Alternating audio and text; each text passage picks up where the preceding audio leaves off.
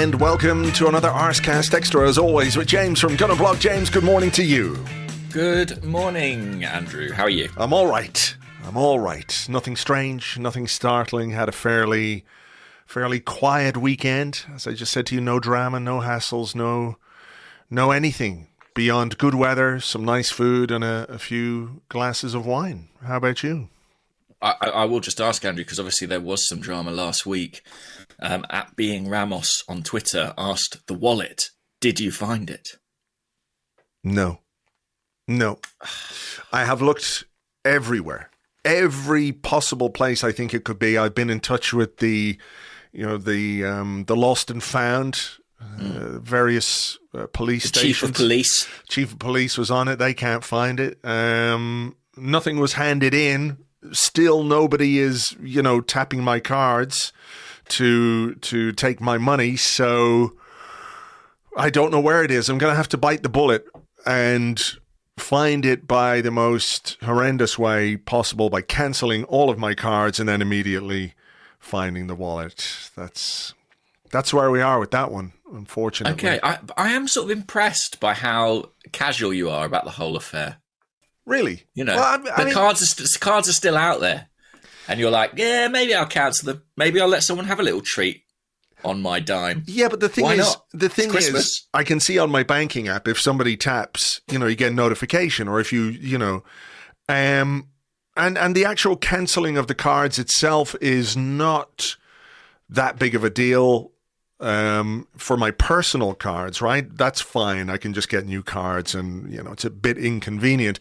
Why I've been delaying is that I have a company credit card, which basically pays for everything that Arseblog uses, all the hosting, all the services, all the various bits and bobs that have accumulated down the years with the site, and they're all set up on that card. So if I cancel the card, I'm going to have to reset up all of those payments, which is going to be a major pain in the arse. So that's why I've been delaying, Weirdly, I had to do that this week, change all my direct debit, to a different card, because my bank, I haven't lost my wallet, surprisingly. My bank just texted me and they were like, hi. This is paraphrasing. Okay. They don't start their text with, hi. Hi, James. They were like, hi. We've seen some sort of suspicious activity on your card, so we're sending you a new one that will replace your old one. And I called them up and I was like, what suspicious activity? I was like, no, it was me who bought all those toilet rolls. I've not been very well. No, I just said, what sort of suspicious activity? And they were like, we can't tell you. That seems very suspicious. That's more suspicious than potential suspicious activity.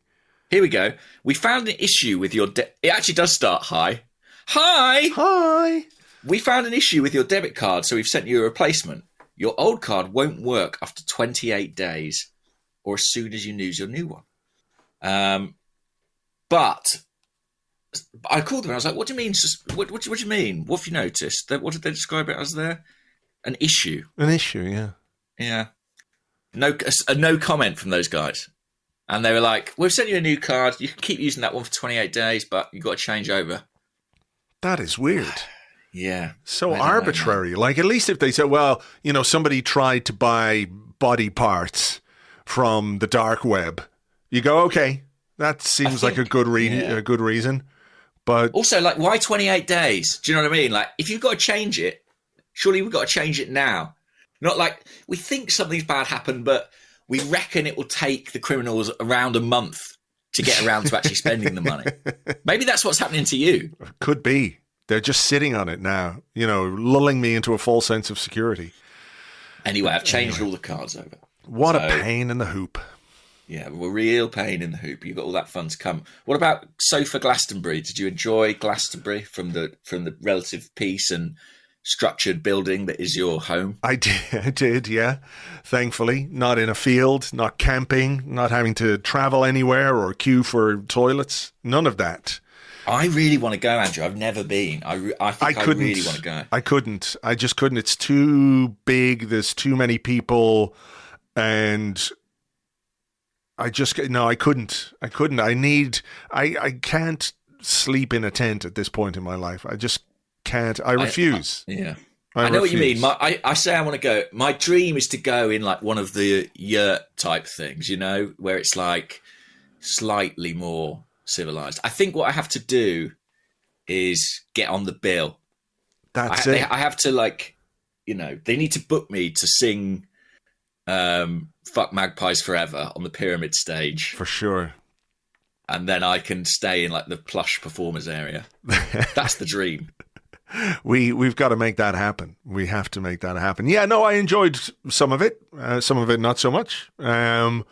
But that's music for you, isn't it? Very subjective thing that some people, you know, float your boat, others don't. But yeah, no, it was good. Saturday night in particular, I watched quite a bit of it and watched Left Field and Fatboy Slim and a few others. It was really good. What about you? Did you go all in on Elton? I didn't watch Elton John. I watched like a little bit of it and went, nah. I did watch Elton, I have to say. I thought I really enjoyed it.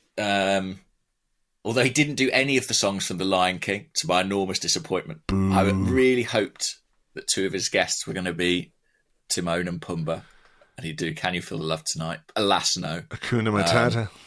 It was a good set though, and yeah, it was great. I think maybe it is best just watching it on telly, but because I've never done it, the itch is there. Well, I mean, what you have to think about is the Monday.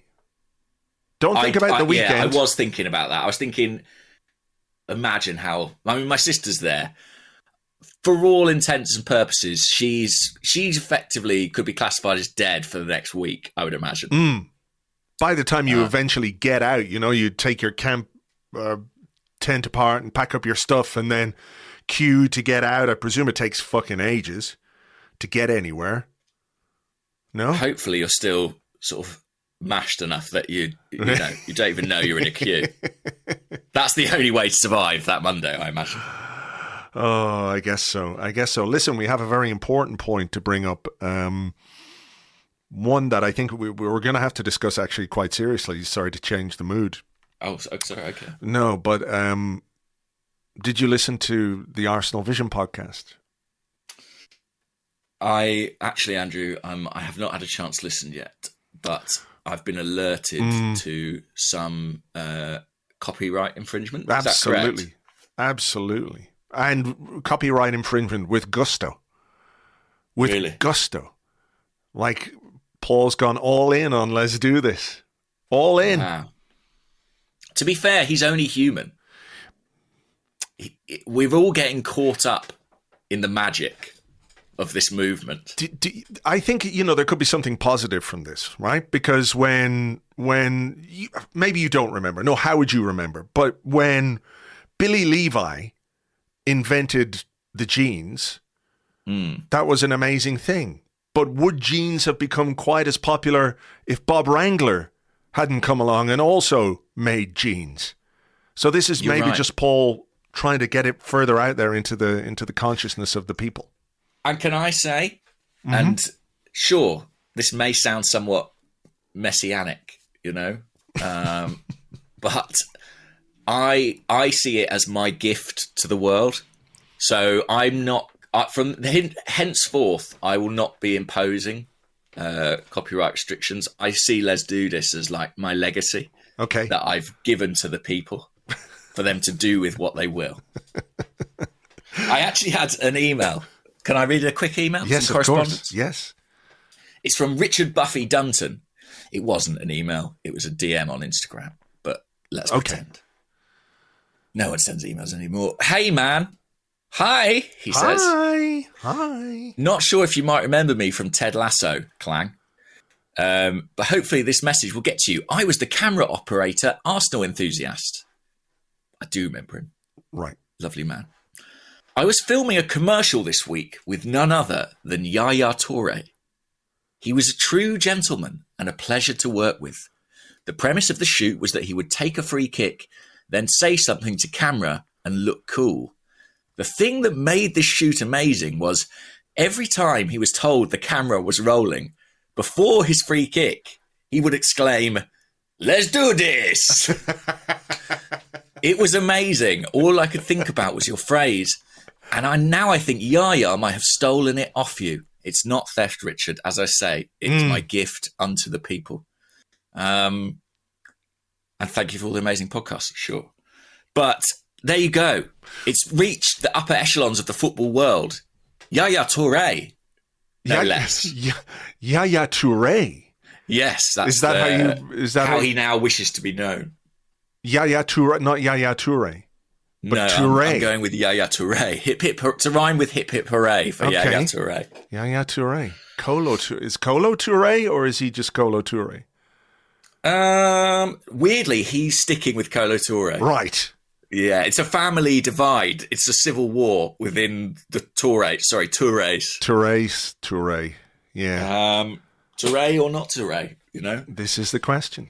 Anyway, Yaya's on board is what we're getting from this. Well, clearly. And we didn't know up to this point that he was such a dedicated listener. So hello to you, Yaya, and please don't fall out too badly with Kolo. You know? You've only got I know, right? One brother. No, maybe he's got more brothers. I don't know. More or less good at football, though. Yeah. Well, in fact, I think they had another one who was a pro, you know? Right. But Steve. I've got a segue into actual football from there. Beautiful. Do it. I watched a video with Declan Rice being surprised by Yaya Touré at his house. Not like a prank. Hang on, what's it? Just repeat that, please, because I heard the words, but they didn't go in. You know, they sort of deflected off the front of my skull. Yeah, I watched a video with Declan Rice being surprised by Yaya Touré at his home. So was Yaya Touré... He was in the shower like Kolo in that picture from way back when. But was Yaya Touré in Declan Rice's home, or was Declan Rice in his own home and found out something surprising about Yaya Touré? So, Declan Rice was in his own home doing a video about all the shirts that he's kept from games. He's got like a little office with them all up on the wall, you know? Sure. And on display. And then suddenly, out of a cupboard or something, hip hip hooray, it's Yaya Touré. I mean, it's got to be a big fucking cupboard. You know, he's not a small guy. He's huge. But anyway, he pops out and Declan Rice can't believe it. He's like, what's Yaya Touré doing in my home? I didn't consent to this. How did he get in here? Yeah. How long he signed has he a release been here? form. It's too late by this point. and Yaya's there. He's destroying everything. He's just going around smashing stuff. He takes all the shirts off the wall, breaks them over his knee, the frames, and he eats all the football shirts. And Declan's like, no! And it ends with Declan Rice on his knees. He's like crying, and Yaya Touré has got he's got an iron. It's an Eden Hazard Chelsea shirt, and he's like he's eating it, and all the letters and numbers are getting stuck in his teeth, and he's spitting them out.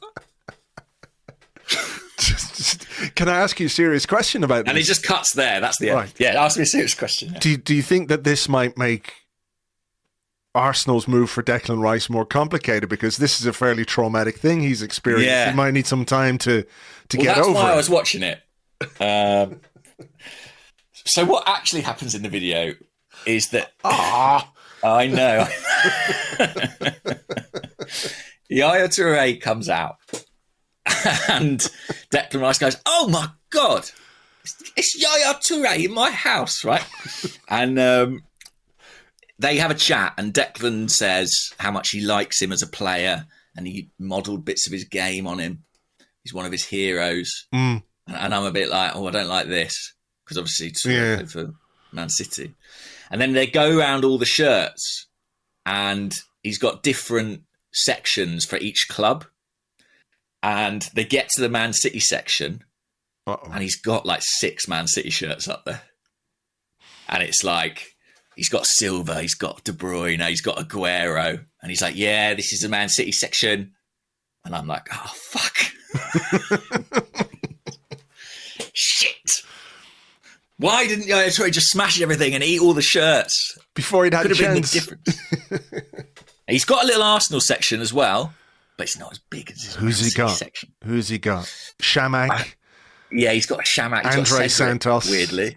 Andre Santos. That's where my Andre Santos shirt went. He's got Guillaume Warmers. Goalkeeper who never played for us. I don't know. Let's actually have a look. Because obviously this is this sort of topic of the summer. Sure. I mean, yeah, look, even the headline upset. Yaya Toure surprises his biggest fan, Declan Rice. His biggest fan. I know, right? Mm. I'm not saying it is the deciding factor in the transfer saga. I'm just saying it might be one. So look, he's got Kun Aguero. He's got Phil Foden's shirt on the wall. And then at the end, he gets round to Arsenal. Wilshere. Okay, yeah, of course. He's got he's got Ian Wright. Okay, that's a good one. I mean, I think one Ian Wright is worth definitely a collection of Man City Silvers. Yeah, he's got he's got Joe Hart up there. Right. Pogba, Lukaku. I think it might just be Wright and Wilshere. Okay. So, aggregators. What I'm saying is the deal could fall down for Arsenal because Declan Rice has too many Man City shirts on display in his house to make me feel comfortable, and also because Yaya Toure didn't eat any of them. And wasn't Yaya Toure's shirt number 42? Yeah. Declan Rice wears 41 for West Ham. Yeah. Come on. I mean, it's a fait accompli. It's over, isn't it? It's done. It's over. We had a good run. How are you feeling about Declan Rice? I mean, same as I felt last week when nothing happened. You know? Yeah. Like nothing has happened since that second bid. Nothing that we're aware of anyway. Maybe some things have been happening behind the scenes, but, you know, I have no new information to go on. So I'm waiting now until West Ham leaks some more information. Yeah, I think there's definitely not been an offer from either club since, the ones we know about, as you say. Mm-hmm. I think there probably has been some dialogue on the Man City side. I don't know about the Arsenal side, as they kind of feel around the situation. But surely this week we're going to see some acceleration, yes, and movement. I think, part of this is probably Arsenal not wanting West Ham to have too much control in the situation. If you keep coming back with a new bid every day, West Ham will feel even more sort of bullish in their position than they already do. But sooner or later, you have got to come back with a bid. Yeah, for sure. For sure. And I honestly have no idea which way it will go. Like, I know there was a lot of chat on social media I saw about, Arsenal fans feeling pretty confident. Some of the noises out of West Ham sound quite positive. But I would be staggered if at any point in this process, Declan Rice turned round to Man City rather and said, I am not remotely interested. I will have no dialogue with you about this prospect. Yeah, Declan Rice calling up Pep. Hi. Yeah. Just don't. I know just about don't your money call and me. your trophies, but yeah, leave me alone. Leave me alone. Leave me alone. I got a Jack Wilshere shirt on my wall. Yeah, I mean, look, it's going to be a temptation for Declan Rice. That is for sure. I suppose what we have to hope or put some faith in is that the groundwork that Arsenal have done to this point and the conversations that the player will undoubtedly have had with Mikel Arteta about his role at the club, not just, where he's going to play, but what sort of vision he has for him, because this is potentially, Declan Rice's last move. This is the kind of investment you make in a player where you want them to be part of your team for years to come, right? So I'm not saying at 31 or 30 or something he might consider going somewhere else, but this is a big decision for him. And the fact is that when you are in direct competition for a player with Manchester City, you do probably have your work cut out for you a little bit, Just a bit, yeah. I mean, I hope he remains committed to Arsenal as his preference and his choice. But if he doesn't, I think it would be quite understandable, given that it's City. And as compelling a figure as Mikel Arteta is, if there's a more compelling manager in world football, it's probably Pep, the sorcerer to the apprentice, as it were.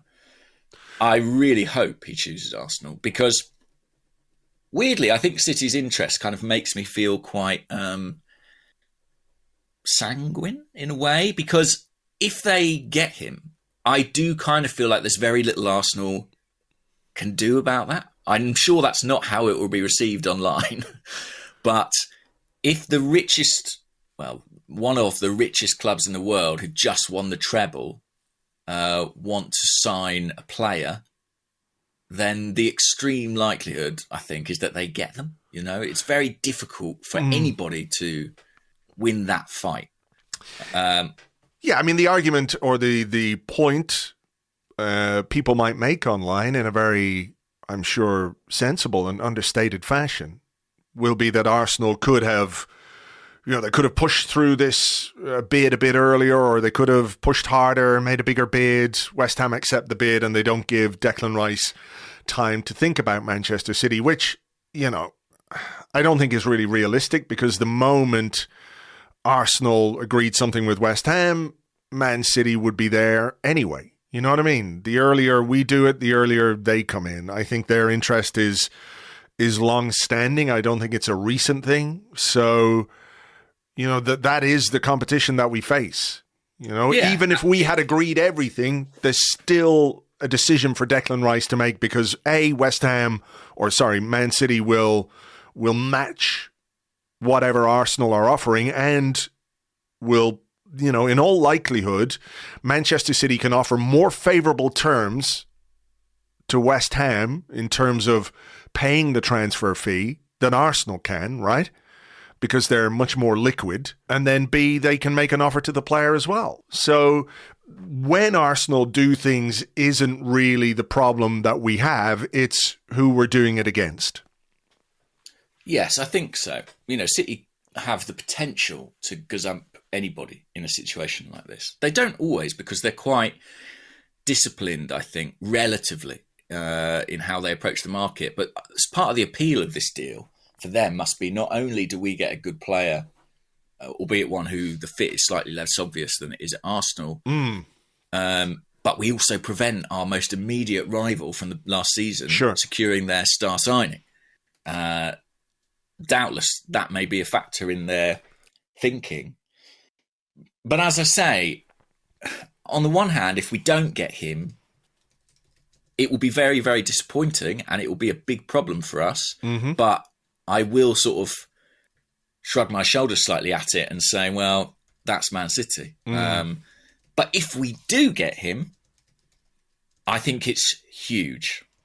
On the other side of the coin, if we can persuade any player, but particularly this player, that his future prospects are better served at the Emirates Stadium than at the Etihad, I think psychologically, and in terms of sort of where the club is at this point in time, that would be a massive, massive, massive thing.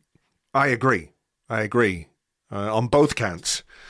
It is now just a matter of waiting to see what happens. I think there are compelling arguments that Arsenal can make to Declan Rice about, like I said, his role in the team, his stature at the club, how he can develop. I'm not saying they're going to Man City would be anything other than a success for Declan Rice, I'm sure. Pep Guardiola is somebody who can develop players.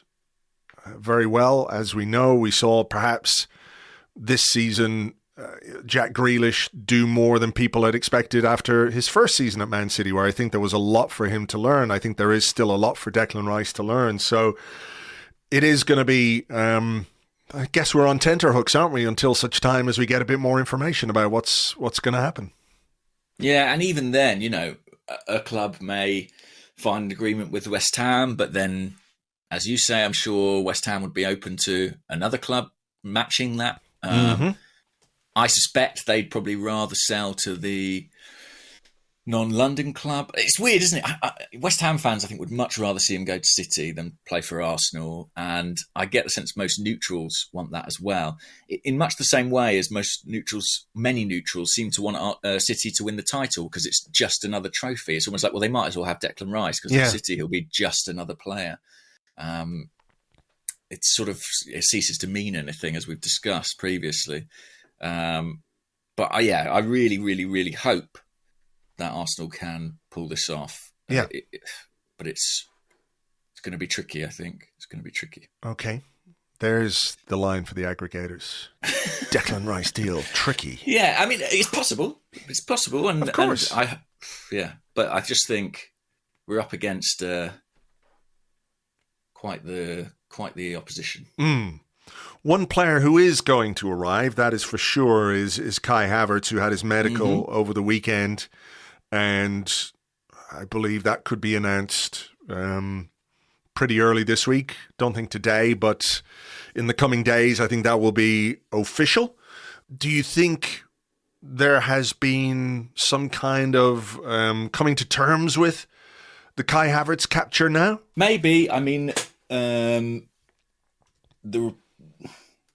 was a report in The Athletic that spoke about how he might be used next season. And I have also heard the same thing separately, which was contrary to my original impression, my guess, which is that Mikel Arteta wants to try and use him in midfield. I mean, that does make sense when you said last week the Granit Xhaka that we need to replace is the Granit Xhaka who got goals and assists. Yeah, so that's on true. That basis, somebody with the profile of Havertz makes sense in that position. And again, it's one of those where we think of Granit Xhaka in that position and think that's the only way that position can be, or that's how we define that position in our minds, right? But I think people have been thinking over the period where Granit Xhaka has been playing more advanced, that if you got a different profile of player in there, you could get more in terms of end product. Now, look, I think what Xhaka did last season in terms of his end product was fantastic. It was 9 goals, 7 assists, and probably should have had a few more along the way. But that is what we're trying to replace, assuming that his departure actually happens. It feels like everything is waiting on Declan Rice, Xhaka and all the moving parts. It's a bit of a jigsaw. But I do think that, based on what it was Liam Toomey, wasn't it, in The Athletic? He's the Chelsea guy. What he had put together was very interesting. And I am open to being convinced. When I thought about it first, I was a bit, but here we are. He's going to be our player, and I want him to be a success, obviously, because if he is, it's good for Arsenal. So if that's the role that he has been earmarked for, it's going to be very interesting to see how it plays out. Yeah, and obviously that's a starting 11 place, which I think makes sense at the kind of figures we're reading in terms of salary and transfer fee. We're not quite in a position where we spend that on a player to sit on the bench or play the cup games.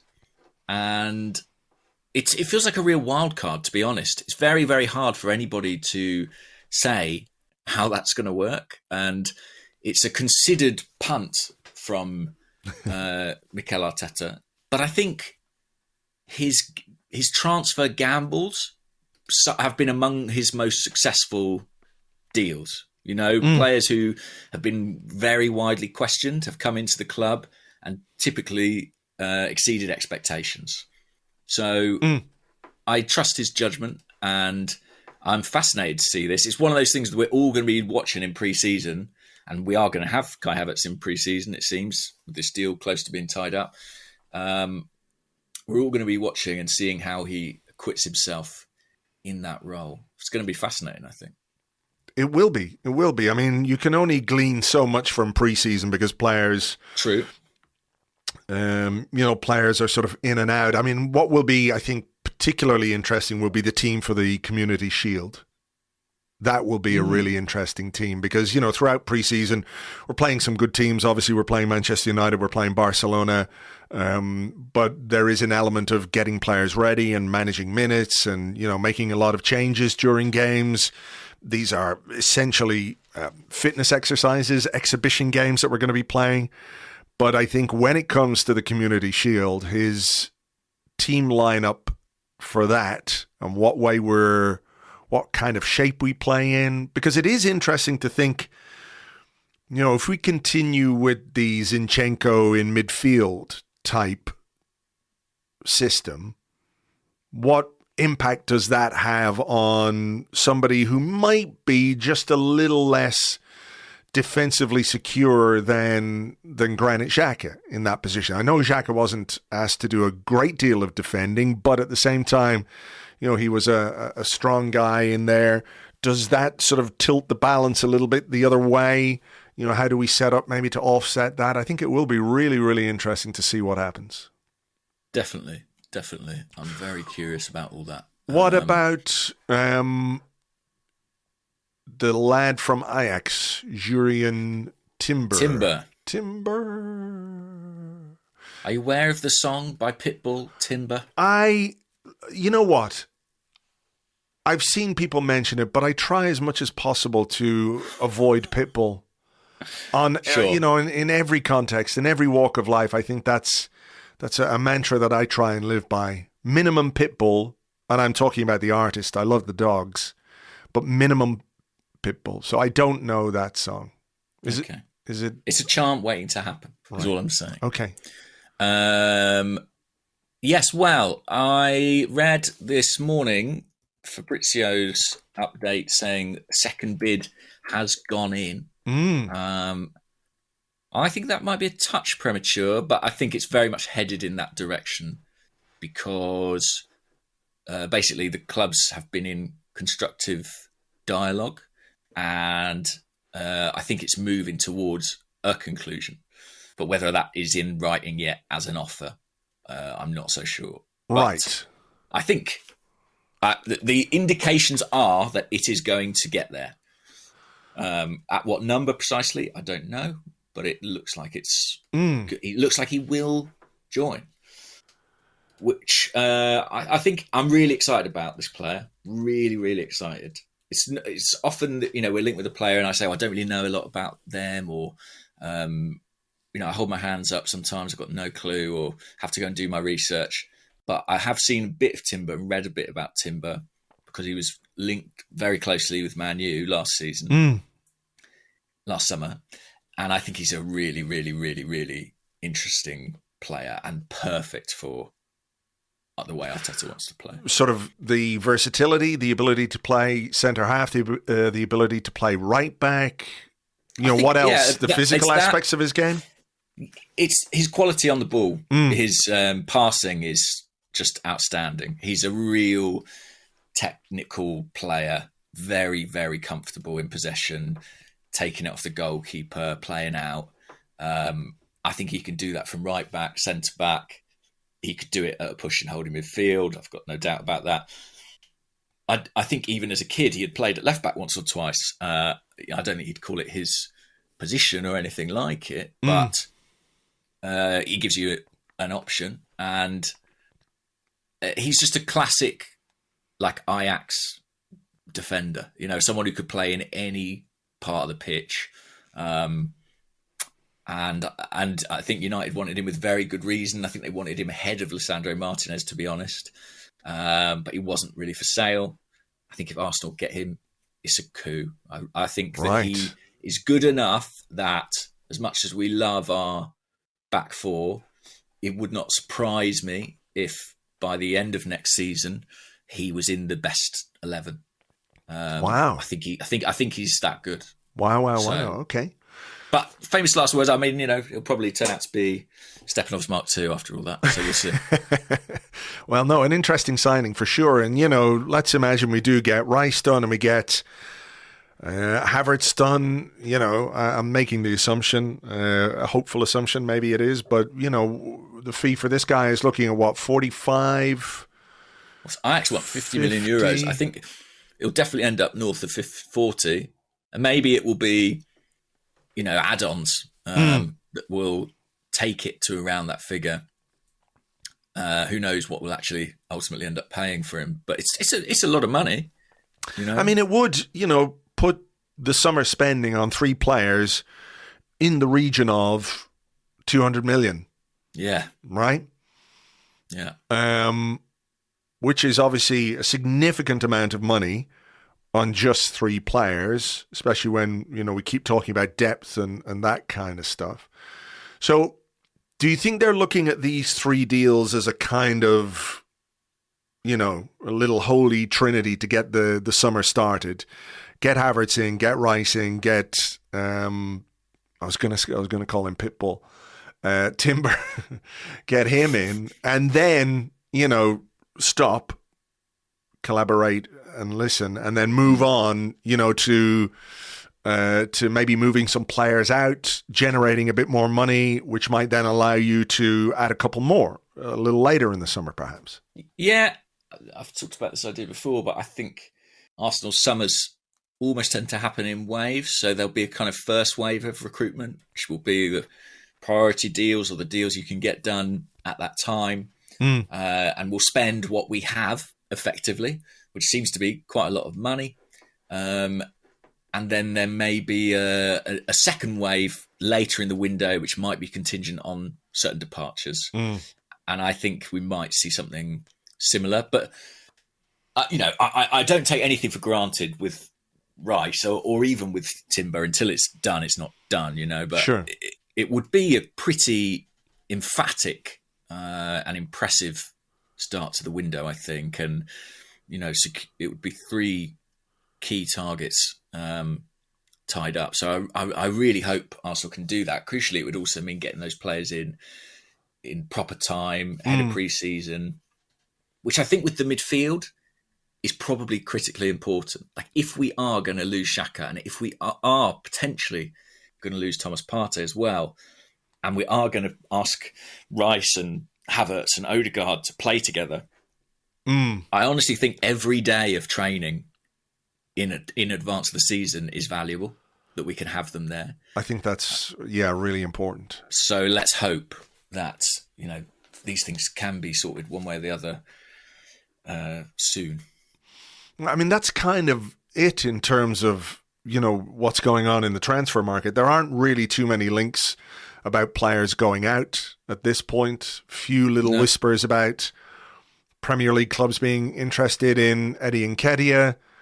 But beyond that, it's fairly quiet, isn't it? Beyond the sort of stuff that came up last week about Partey, Saudi Arabia and Italy and those kinds of things. There really isn't a lot stirring, which I don't know if it's good or bad or what. No, it is pretty quiet other than that. But, on the incomings front, they've obviously got their hands full. The outgoings, we shall see. I mean, I would expect a lot of these players, especially the players who you'd kind of describe as ones not in the first team plans, I would expect their departures to be later on in the summer, probably, when clubs will feel like they might be able to, cut a deal. I see stories linking Raul Sanyehi to Everton. So maybe he could... wow, I have not seen that. He could poach a few of ours, for Goodison. Well, listen. Nicholas Pepe, Pepe, spare 72 million quid. I've got a few ideas. Right, well, will we take a little break here? Because we'll do some questions, I think. There are a lot of Rice questions, but I think we've covered that as much as possible. So maybe we'll scratch around for some other topics of conversation and do that in part 2. Okay. I think I've got an angle on... I think I've got a Rice question which is a slightly different perspective. Okay. So, fans of Declan Rice do stick around. Stick around. All right, we'll be back with part 2 right after this. Let's do this.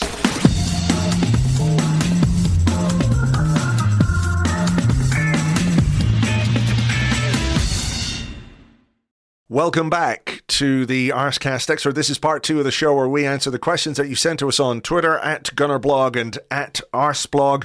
Also on the Arseblog Discord chat server, which you get access to if you are an Arseblog member on Patreon. And just to let people know, throughout the summer, every time we make a new signing, we'll have a new podcast for you exclusively over there on Patreon. So if you want the lowdown on any of the signings that we make, you can join us for that, patreon.com/Arseblog. Okay, let's have a question, James. Okay. This is from Lala Clax on the Discord. And they ask, "Goodly morning, gents. How big do you think Xhaka's impact will be if when he leaves for what he offers on and off the pitch? I know Odegaard is the club captain, but it still feels very much like Xhaka is the player's captain. Are we just casually brushing over him leaving because of the new shiny thing we may get?" No, I mean, I can see, I think I've said this to you before, that I think the Declan Rice pursuit is made not just with his footballing ability in mind, but I think because of his personality, because he is a kind of a leader guy, isn't he? He's captain of West Ham. And I think, in every football club, in every football team, there comes a moment where there needs to be a bit of an evolution,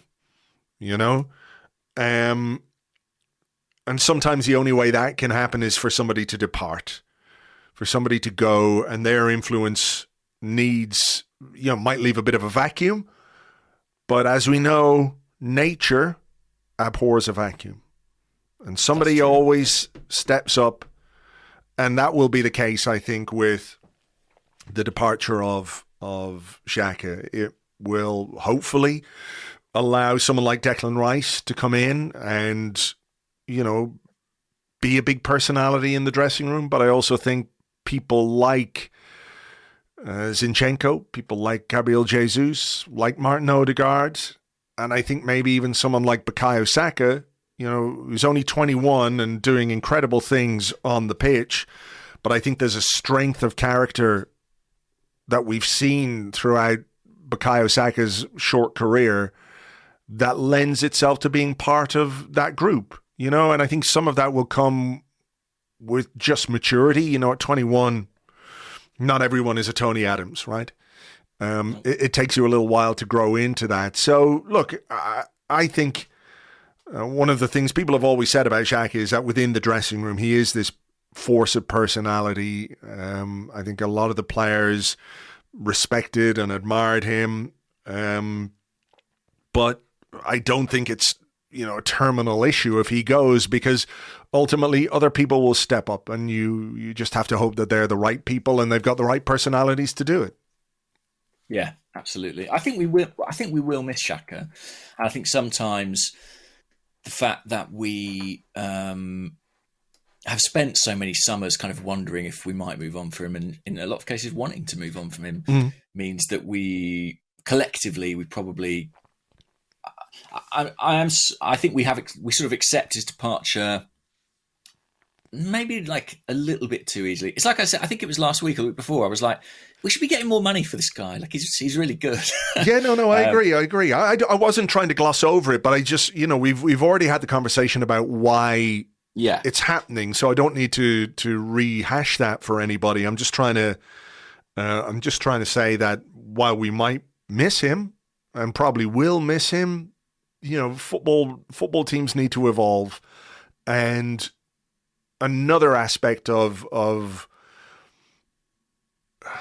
what we have or haven't done quite as well as you might like in recent years is knowing the right time for a player to move on, where it still hurts a little bit, rather than you're sitting there going, God, I wish this guy would just go now. I wish you could just replace him. And again, that's not about Xhaka specifically, that you can hang on too long. Oh yeah, absolutely. You're right. Evolution is key. And I think this probably is the right time. But football commentary and analysis being what it is, I'd say it's fairly certain there'll be a point next season where Arsenal lose a game and somebody somewhere writes, do they miss Xhaka? I think that's inevitable, right? That's how it goes. Whether or not that will be true is much harder to say. Yeah. And, I recall when David Luiz left, having conversations and chatting on podcasts and getting questions and people saying, like, will we miss his presence in the dressing room? Will we miss his leadership? And it didn't feel like a ludicrous point to make at the time. But, with hindsight, it's not really something we've ever particularly felt particularly keenly. No.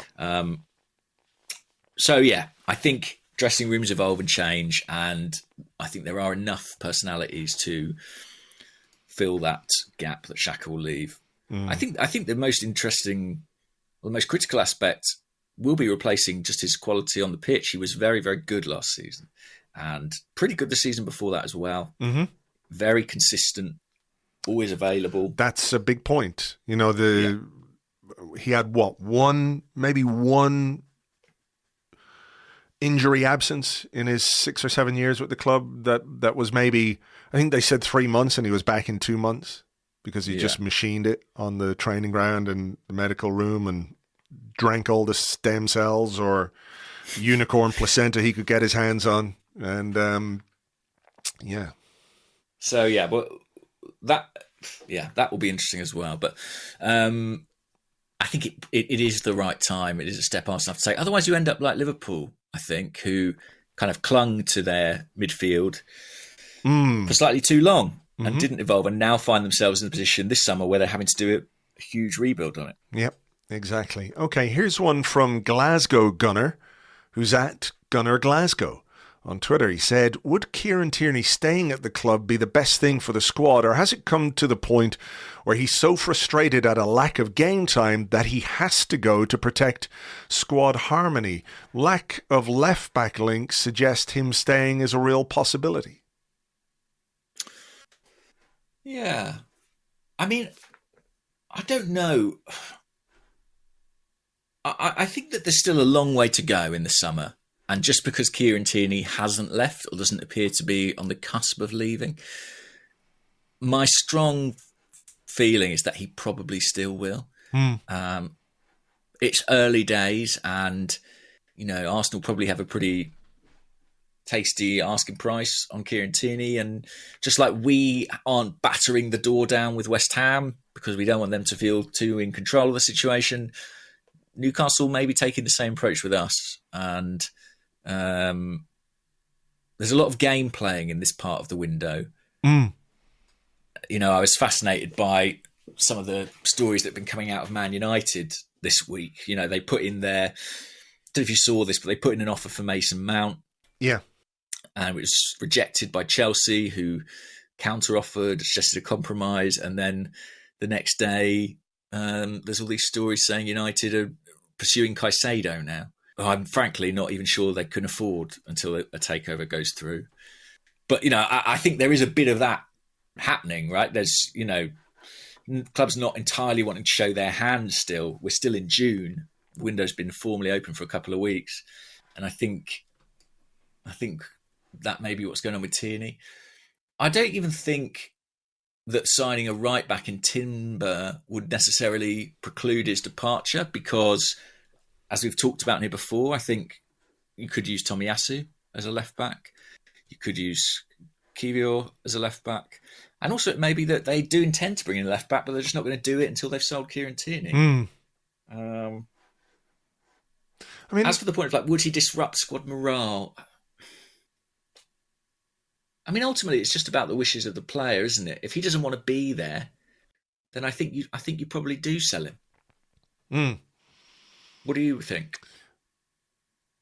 You don't want unhappy players. And I'm not saying Definitely. Kieran Tierney is like an agitator or anything like that. But ultimately, if he's frustrated with his situation and isn't playing as much as he would like, he's going to be unhappy, and you don't want unhappy players. It's what's on offer to him as well, I suppose. Who's after him? Who's trying to buy him? There was a lot of talk about Newcastle, but that seems to have gone pretty quiet. So it would really depend on the offer. Like, I don't see Kieran Tierney moving any further away from Scotland. No. I think he wants to get closer. So we'll have to see what happens. I'm sort of with you in that I wouldn't be completely surprised if Kieran Tierney was sold and we didn't sign another left back. Because we've seen him use Kivior there. We have seen him use Tomiyasu there. We have Zinchenko. So I think that might be potentially the cover in that situation. So, yeah, there's a long way to go in the window. And just everything seems to be hyper-focused on the incomings, as we spoke about in part one, and the one big deal in particular. Beyond that, we'll just have to wait and see, what happens. I wouldn't be against him staying, but I do think, we talked about football teams and dressing rooms evolving, and I think maybe this Arsenal team evolved a little beyond Kieran Tierney. We don't really play with a traditional left-back anymore. It's not to be critical of Tierney, it's just the way that the team is operating right now. Let me ask you this, because we did have a question. We're sort of talking about him a bit as well.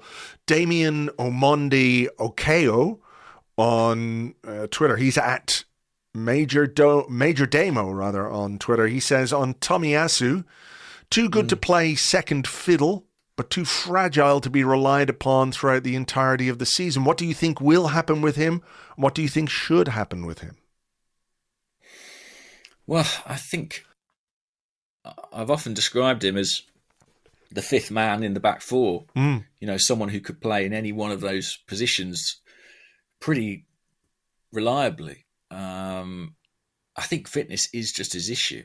I know he was unlucky with this particular injury, but he desperately needs to stay fit. And, as we were talking then, I was thinking, well, if Kieran Tierney does stay, it's sort of hard to see where Tomiyasu gets a great deal of game time.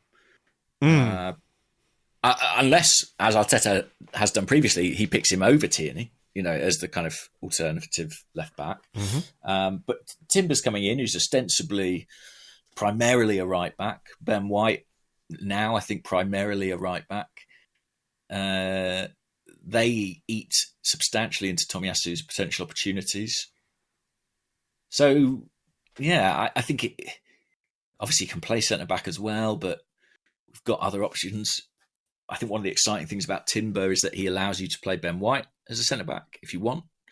So, yeah, I'm a little bit... to be honest, I'm mainly sad for Tomiyasu because he's not done a vast amount wrong at Arsenal. He's just been pretty unlucky with injury. And unfortunately, we were talking about Granit Xhaka and the importance of his reliability and availability. If you don't have those qualities, it can be a defining thing for your time with the club. And I really hope it doesn't prove to be for Tomiyasu. I think he's going to still be an important piece. When Arteta talks about, look, the fitness issues are a bit of a worry, obviously, but, players have had some bad luck with injuries and then, settled down and been available. And I hope that's the case with Tomiyasu. But when Arteta talks about having, he said 22 players in April and May who are fit and ready, which is a bit of a stretch, of course. But I don't see how you go into next season hoping to have a squad as deep as possible and not envisage some role for Tomiyasu within that, because the versatility is off the charts, because he can play right back, left back, and play centre half as well, which is where he plays for Japan. And I think he is a really good player as well. The injury issues have maybe made people forget how really good he was. I know the alternative at the time was Cedric. But, when Tomiyasu came in and made that right back position his own, we were like, whoa, this guy's fucking fantastic. And then, of course, the injury kicked in the second part of the season. I think he was very unlucky last season just to slip and do something with his knee. But I would not consider letting him leave. I think if we want to be as Defensively solid as we need to be across all the competitions that we're going to be playing in. We are going to need to probably rotate defensively a bit more than we do right now. Maybe we go into next season as well with William Saliba needing to be managed a bit. Because that's a good point. And I don't have any information about William Saliba's injury or back or anything like that, so I'm not dropping hints. I'm just saying that, he missed the last 2.5 months of the season, and from what we can gather, it's a slow process, the healing that is taking place with William Saliba and this back injury. So, that's something else you might have to consider, is that there are games where you maybe want to pick Saliba, but because of how you're trying to manage the injury and keep him fit as fit as possible, you have to do something a little bit different. So you have Ben White, you have Tomiyasu, you have Timber, you have these options available to you. So for me, I think he's still an important part of the squad. Just while we're talking about defenders, I did see a question. It was from Jan Hoppy. Or Jan or Jan, not sure. But they say, are you surprised at the Holding links to Celtic? Seems like he should be looking to stay at a good upper mid-table Europa level Premier League club. I mean, I think he probably will stay in the Premier League. We had a little difference, didn't we, on our numbers podcast where we were guesstimating how much we might bring in, and I had him down as a departure. And you weren't so sure. I think I would be very surprised if Rob Holding didn't go this summer. I think he's going to be 28. He is further down the pecking order at Arsenal because of the new signings that we're making, because of the style of football that we play now, which I think, again, if we're talking about player evolution, how a team evolves and how certain skill sets become more important than others. But I think Rob Holding could be a good player for any number of Premier League clubs, particularly ones who have to do a little bit more backs to the wall defending. I think that's kind of his strength. And I don't really envisage a great deal of game time for him at Arsenal next season beyond the series of injuries.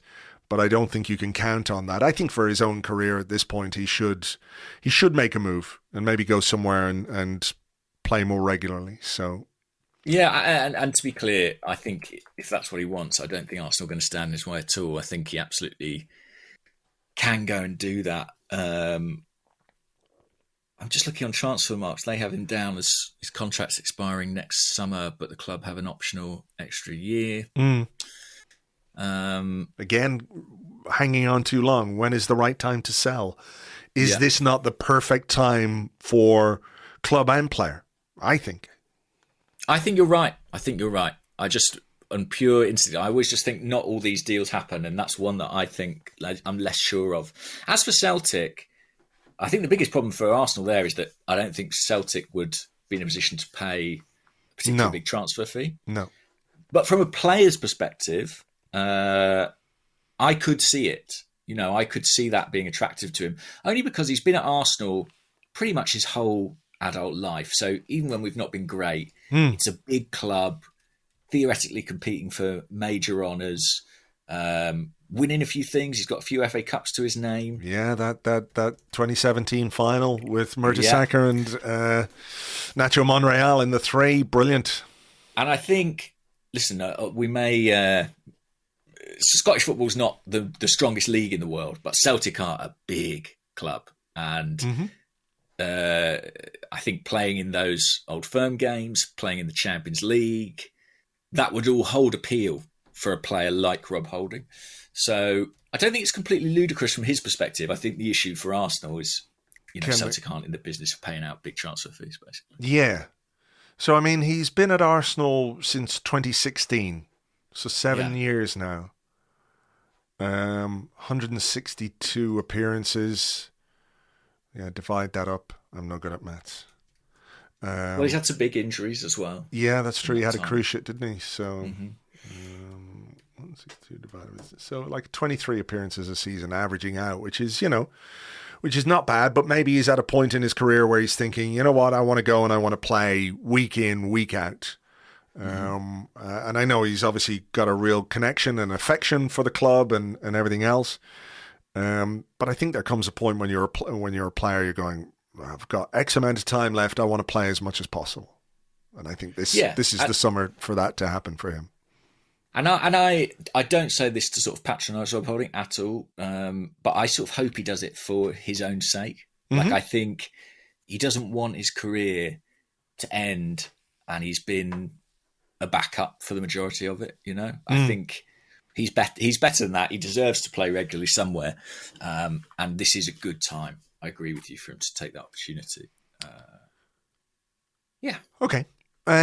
Here's a question from The Land on the Discord, who says, on a scale of 1 to 10, 1 being I expect it to happen and 10 being I might faint from shock, how surprised would you be if the Smith played 2,000 minutes in all competitions and got 15 goals and assists? Like a combo, I guess. Not 15 goals and 15 assists, but 15 goal involvements, I guess. By the way, whenever I see, little tip for future questions, people, whenever they say, like, do you expect this player to get 1,000 minutes or 1,500 minutes or 2,000 minutes?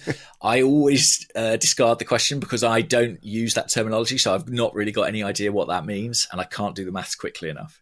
Got to give it to me in like games, you know? Okay. But, so do that sum for me, 2,000 divided by 90, I guess. Do you want me to do? 22 and a bit. Well, he's got 2 goals in 2 games at the European Under-21 Championships. Yes. We should mention. Really positive. Really positive. Lovely goal last night.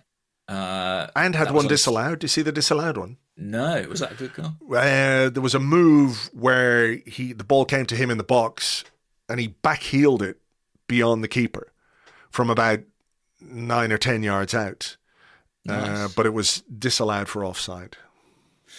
I think that's brilliant for him, and it's perfect in some ways, this tournament. As an opportunity, I saw he'd been working with one of the Arsenal staff, fitness coach, to get himself in shape for this summer tournament. He came off the bench in the first game, started the second. You'd imagine he'll keep his place after a performance like the one he produced last night. England could go quite far. They've got a good team. I'm really encouraged and really pleased for him after such a sort of underwhelming season that he can kind of have this little opportunity to show his stuff. And I'm sure Arsenal will be keeping a very close eye on him. In terms of would I be surprised if he reaches those numbers? I mean, I have to say I would be a bit surprised. So I'd say I'd be like a 7 out of 10, probably. Simply because of the other players that he's in direct competition with. And actually, we talked about him as a candidate for the Xhaka role, and I think he remains that. But buying a player for 60-odd million quid who you plan to have in that position suggests he's going to get the majority of those minutes. So in Kai Havertz. And I think Kai Havertz coming in creates more competition for Emile Smith Rowe in a squad where there was already pretty stiff competition. Yeah. Yeah, I think that's fair. I would probably be an 8. What would you say? I'd probably be an 8. I would be very really? Not so much about the minutes, but about the goals and assists. Like, he had a brilliant season last season, but I think he ended with like 11 goals and 1 assist, or 10 goals and 1 assist. You know. Yeah, 15 is a lot. You know. It would be great. It would be great, and I think he does have the potential to do it. I think he's an end product player. But I just think minutes will be shared. It will all depend how well he does in the cups. In particular, I think he'll be well used in that. But, you know, we keep talking about rotation. We keep talking about depth. You know, it is going to be, I think, the most interesting, or one of the most interesting parts of next season is how much trust does Mikel Arteta have in his squad to make changes that people might say, oh, you're not starting Saka in this game? You know the way people go, Yeah. well, you've got to give Saka a rest. You've got to give him a rest. He can't play every game. And then, oh, you're not starting him. What's going on? Why are you not starting Saka?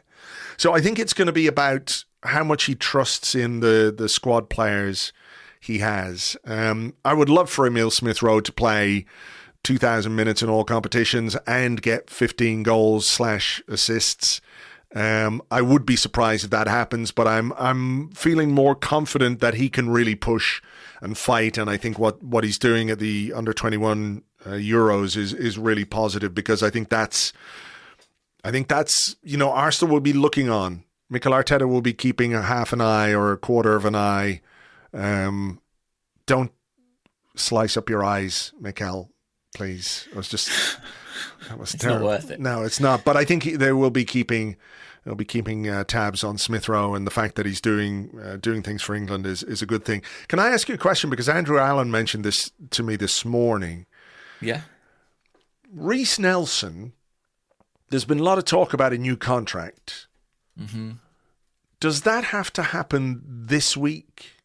Because he is out of contract on the 30th of June. So is that something that has to happen this week if we're thinking about his future? I don't think I can ever remember a player getting quite this close to the end of their deal without having signed one. And I certainly can't remember a player whose contract lapsed and then signed a contract with the club. So it would be unusual for them to allow it to lapse. Because we understand it is sort of agreed broadly in principle. But it's not impossible that it could happen that way. Like, interestingly, at Man U, you've got a situation with David De Gea where his contract also ends June 30th, I think. And United are sort of hedging their bets a bit. They're in talks with him. If a takeover went through, I think ideally they'd like to buy a goalkeeper.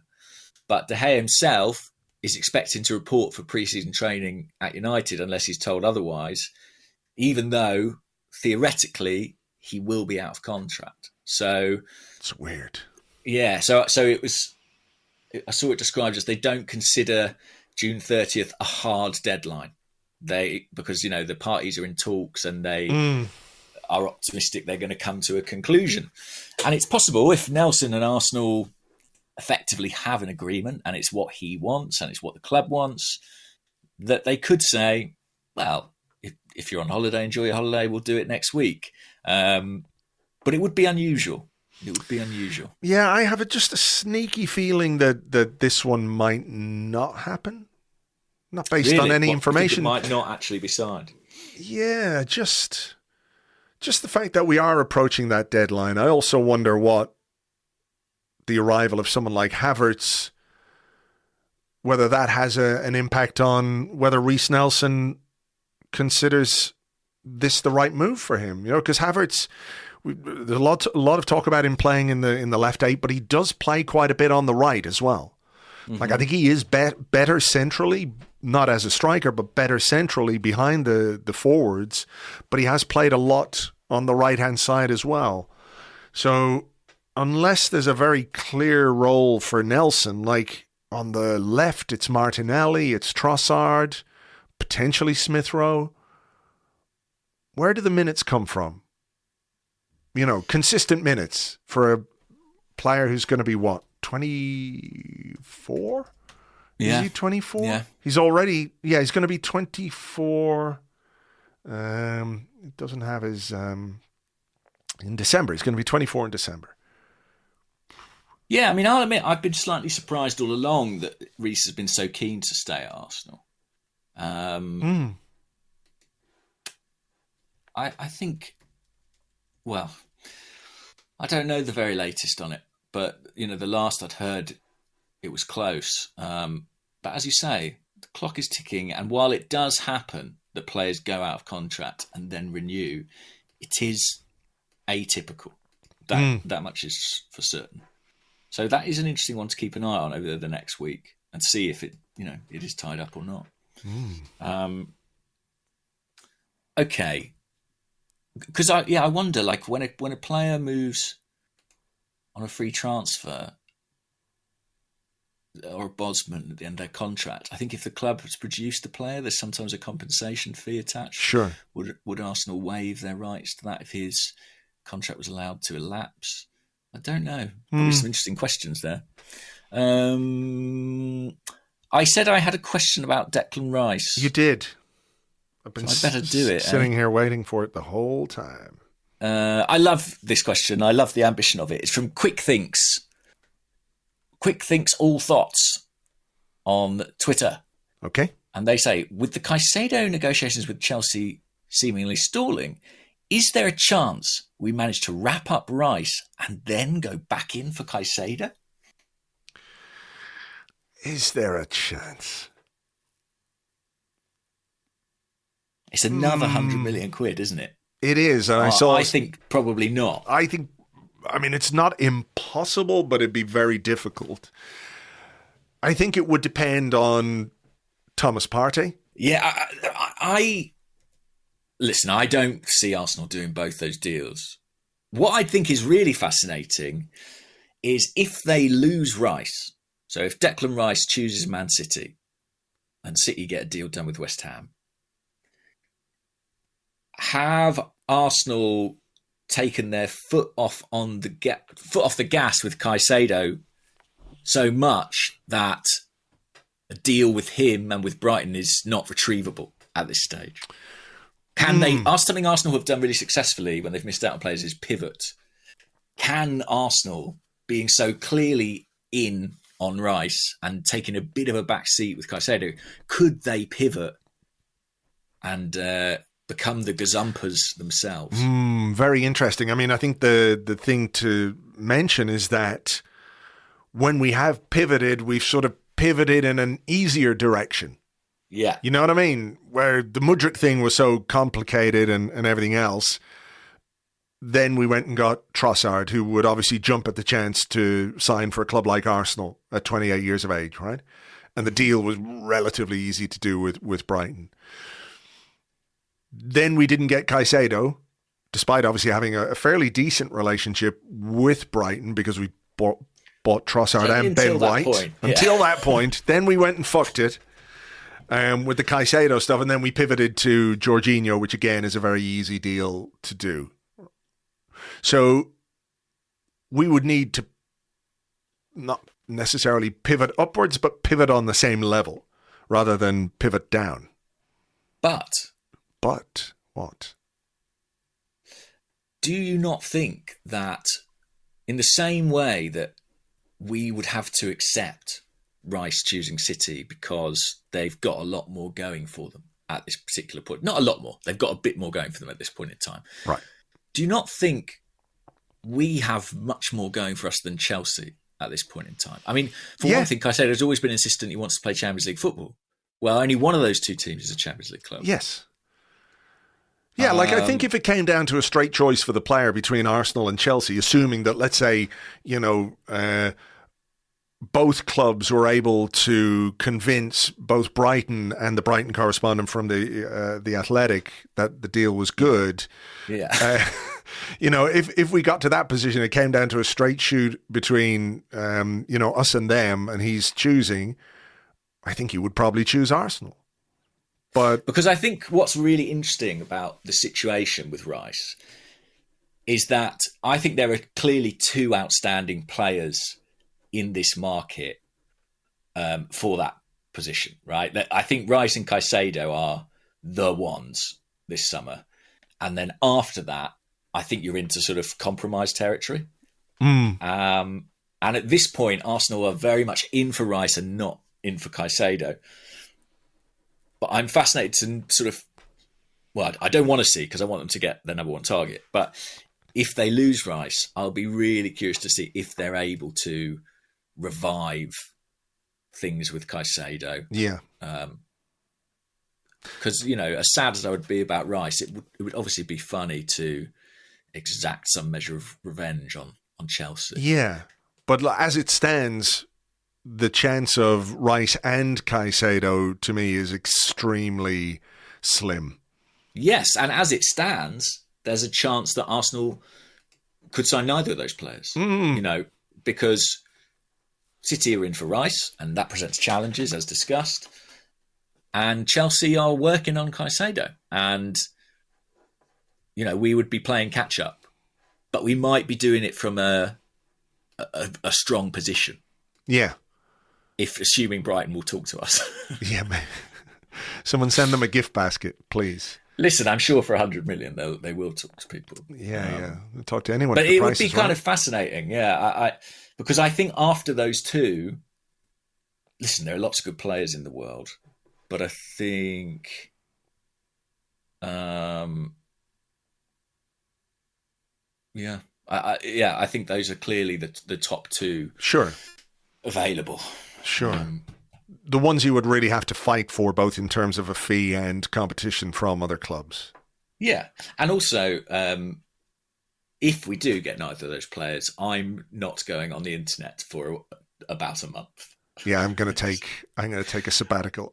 I think you'll have to take the site down for a period of time while the internet just burns. Yeah, exactly. Just come back and sift through the charred remains of the Arsenal internet and see what's there. Hello, is anyone here? I knew it was the end times when I logged onto Twitter the other day, and Elliot from Arsenal Vision was the one sort of pleading for calm. I was like, the apocalypse has arrived. Everything's upside down. It'll be like The Road, the Cormac McCarthy book / film.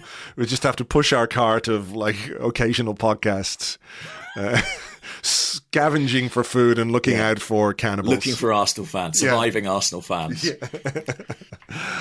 Oh my goodness. I don't know what else we have. Oh, actually, here's one from Freddie LJ on the Discord. He said, how nice will it be to have a normal season? Hopefully no lockdowns, no mid-season World Cup. It's felt like a long time since we've had that. Yeah, I know. Touch wood. That would be great. That would be great. I even thought we might start the season with a home game, 3 p.m. That would have been lovely as well. I think we're lunchtime, aren't we, on the opening day? Is that what it is? 12 o'clock? I think so. But yes, normality. Touch wood. Let's hope it stays that way. That would be fantastic. And I think Mikel Arteta's due a normal season, isn't he? Do you ever consider the possibility that maybe Mikel Arteta is the catalyst for everything? He's the jinx. He's basically a big jinx. Possible, isn't it? Like, because, you know, I look at it, I think this young man making his way in the managerial world, the trials and tribulations that he's had to contend with, you know, from global pandemic to lockdown, football behind closed doors, you know, all the various things. I'm sure there's so many other things I've forgotten. But maybe it's him. Maybe it's just him. Yeah, maybe. Maybe this is the price of his success, the deal he did at the crossroads with the devil to become the Arsenal manager one day.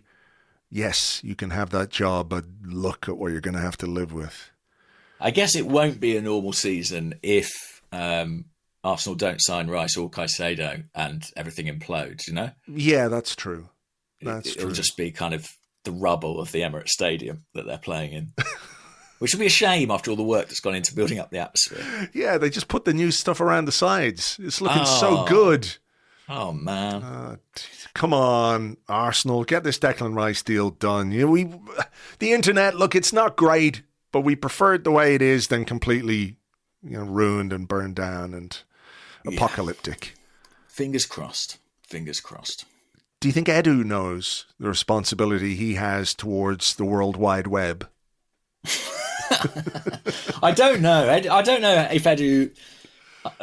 It doesn't seem like something that would weigh heavy on him. I still think he'd be at the barbecue, on the beers, having a nice time. That'd be it. Like, you know, literal fucking fire and brimstone everywhere. The world is burning and Edu's grilling on it.